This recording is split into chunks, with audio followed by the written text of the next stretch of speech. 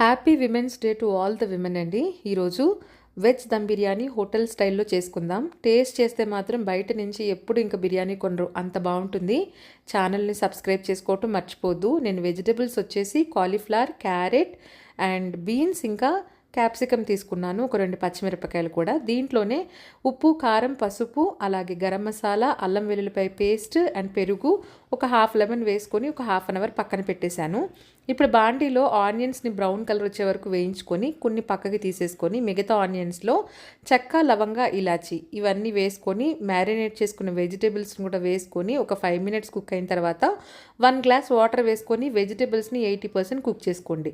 తర్వాత దీంట్లోని రైస్ని 90% కుక్ అయిన రైస్ని పైన వేసేసి దీనిపైన ఆనియన్స్ని కూడా వేసేసి మూత పెట్టి ఒక 10 మినిట్స్ పాటు లో ఫ్లేమ్లో దమ్మిస్తే బిర్యానీ రెడీ అయిపోతుంది. చాలా టేస్ట్గా ఉంటుంది.